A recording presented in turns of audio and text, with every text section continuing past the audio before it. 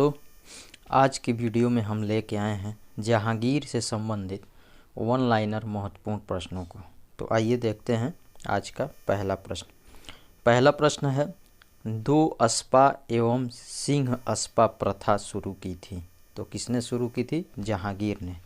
जहांगीर ने दो अस्पा एवं सिंह अस्पा प्रथा शुरू की थी। अगला प्रश्न, मुगल मनसबदारी व्यवस्था के संदर्भ में सत्य कथन क्या है? तो जात एवं सवार पद प्रदान किए जाते थे।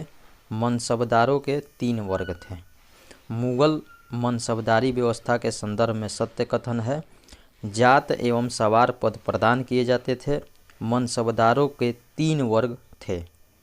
अगला प्रश्न, मुगलों एवं मेवाड़ के राणा के मध्य चित्तौड़ की संधि जिस शासक के शासनकाल में हस्ताक्षरित हुई थी वह है जहांगीर।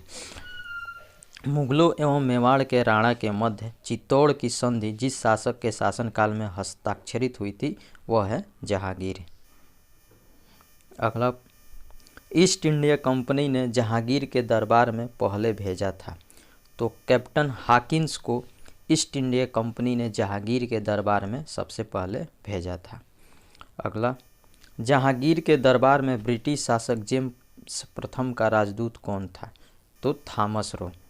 जहांगीर के दरबार में ब्रिटिश शासक जेम्स प्रथम का राजदूत थॉमस रो था।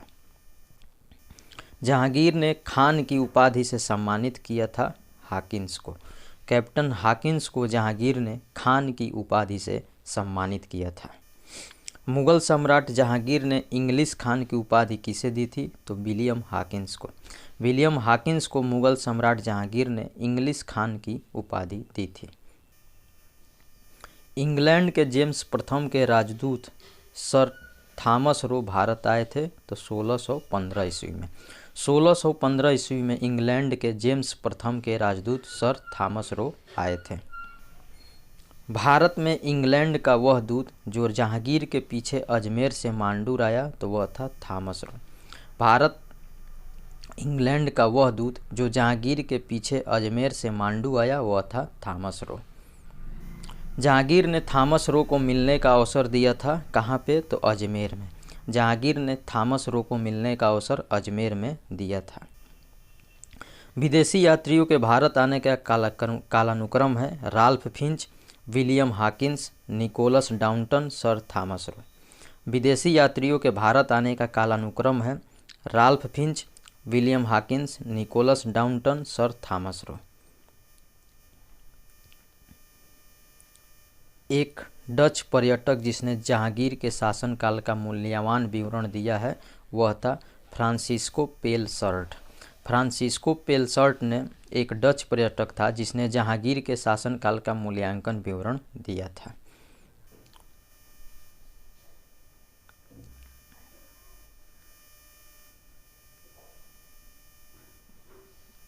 मुगल शासक जिसका मकबरा भारत में नहीं है, तो जहांगीर, बाबर तथा बहादुर शाह जफर का मकबरा भारत में नहीं है।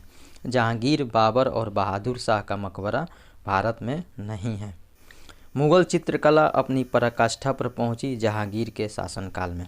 जहांगीर के राज्यकाल में मुगल चित्रकला अपनी पराकाष्ठा पर पहुंची।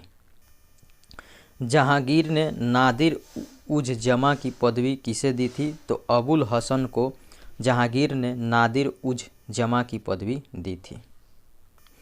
वह चित्रकार जिसे नादिर उल अस्त्र की उपाधि प्रदान की गई वह था मंसूर। मंसूर चित्रकार को नादिर उल अस्त्र की उपाधि प्रदान की गई थी। जहांगीर के दरबार में पक्षियों का सबसे बड़ा चित्रकार कौन था? तो मंसूर। मंसूर जहांगीर के दरबार में पक्षियों का सबसे बड़ा चित्रकार था। मुगल बादशाहों में वह जिसने अपनी आत्मकथा फारसी में लिखी थी वह था जहांगीर। मुगल बादशाहों में जहांगीर अपनी आत्मकथा फारसी में लिखी थी। अबुल फजल के हत्यारे को पुरस्कृत किया था जहांगीर ने। जहांगीर ने अबुल फजल के हत्यारे को पुरस्कृत किया था। जहांगीर के विरुद्ध विद्रोह किसने किया था? तो खुर्रम, महावत खां एवं खुसरो ने जहांगीर के विरुद्ध विद्रोह किया था। जहांगीर के विरुद्ध विद्रोह खुर्रम, महावत खां एवं खुसरो ने किया था। खुसरो जिस मुगल बादशाह का पुत्र था वह था जहांगीर। खुसरो जहांगीर का पुत्र था।